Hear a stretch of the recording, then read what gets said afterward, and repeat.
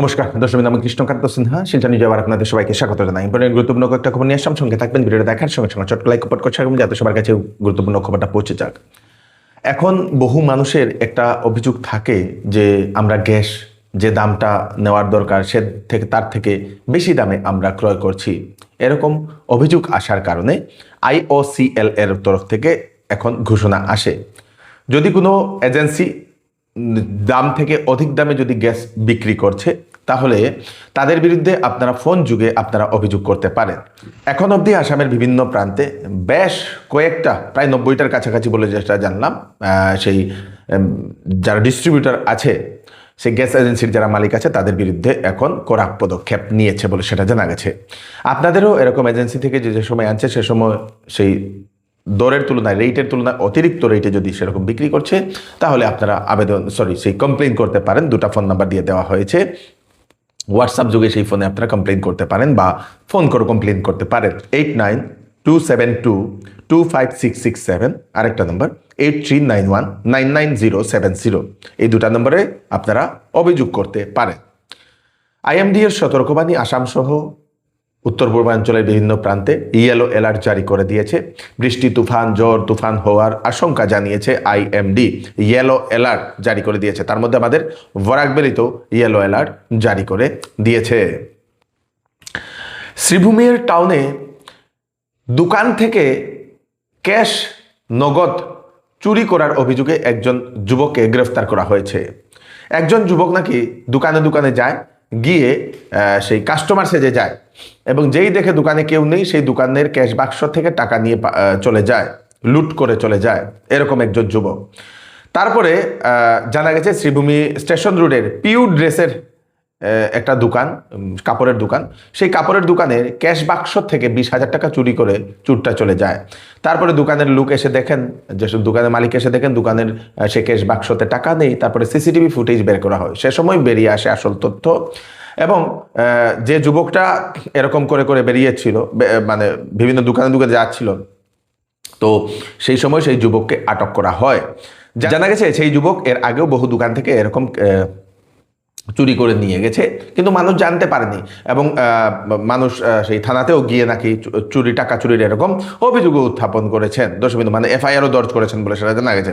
অবশেষে সেই যুবককে স্থানীয়রা আটকিয়ে পুলিশের হাতে সমঝিয়ে দিয়েছে বলে সেটা জানা গেছে। জাহান বলে তার নাম, সেই যুবকের নাম, বাড়ি হচ্ছে কর্ণমধুতে বলে সেটা জানা গেছে।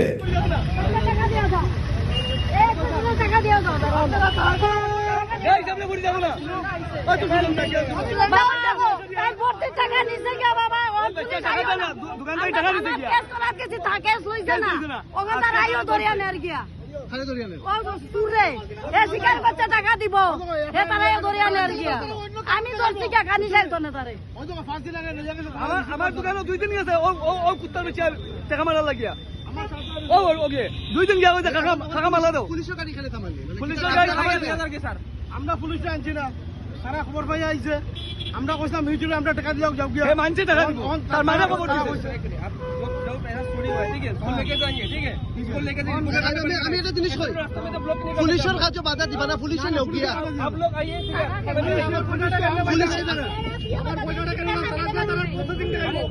গাড়ি আইতে শুনেন, পুলিশের গাড়িটা একটু ছাড়েন, গাড়ি ছাড়ো, পুলিশের গাড়ি ছাড়ো,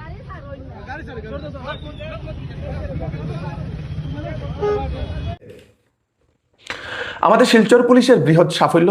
এইবার আমাদের শিলচর পুলিশ বা কাছাড় পুলিশ খুব অ্যাকশন মুডে এবং খুবই প্রশংসনীয় কাজ করে যাচ্ছেন। এর আগেও এরকম চুরের বিরুদ্ধে অভিযান একটা চালানো হয়েছিল পুলিশের। শিলচর পুলিশ ওনারা অভিযান চালিয়ে শিলচরের বিভিন্ন জায়গাতে চুরের বিরুদ্ধে এখন অভিযান চালানো হচ্ছে। বেশ কয়েকজন চুরকে ধরা হয়েছে, একটা মোটরসাইকেলও তাদের কাছ থেকে উদ্ধার করা হয়েছে। তারপরে সোনার অলংকার, নেকলেস, আপনাদের সেই চিক, সেই বালা, শাখাপলা, সেই পায়ের নুপুর, এরকম রূপার অলংকার, এরকম বিভিন্ন কিছু উদ্ধার করা হয়েছে সেই চুরদের কাছ থেকে, সঙ্গে 17টি মোবাইল টাওয়ারের ব্যাটারি সহ।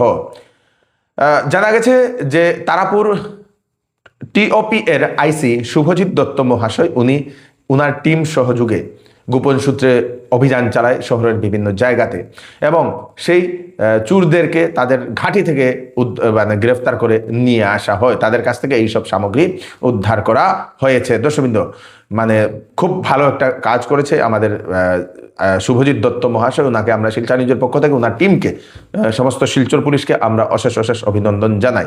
এর আগেও বহুবার সেই আমরা দেখেছিলাম চুরকে ধরা হয়েছিল, কিন্তু এরকম সোনা গয়না উদ্ধার করা হয়নি, শুধু থাল বাসন উদ্ধার করা হয়েছিল। কিন্তু এখন বিগত কয়েকদিন থেকে যে অভিযানগুলো হচ্ছে সেগুলোতে সেই সোনা গয়না উদ্ধার করা হচ্ছে, তার জন্য পুলিশকে অশেষ অশেষ ধন্যবাদ।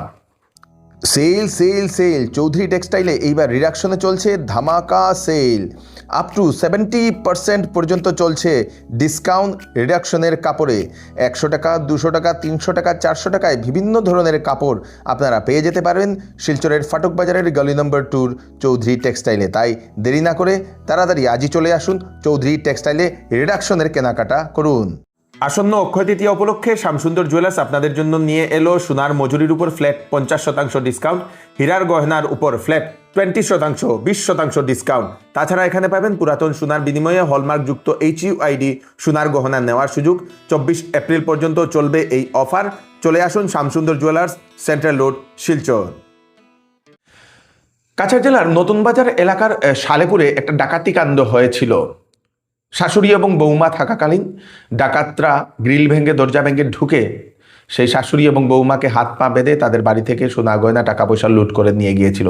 তারপরে আবার সোনাই পুলিশ তদন্ত নেমে পড়ে এবং সোনাই পুলিশের বৃহৎ সাফল্য, একদল ডাকাতকে গ্রেফতার করা হয়েছে। দর্শকবৃন্দ, সেই ডাকাত দল নাকি নতুন বাজার এবং আশেপাশের বিভিন্ন এলাকায় এরকম ডাকাতির ঘটনা করত, ডাকাতির কাজ করত।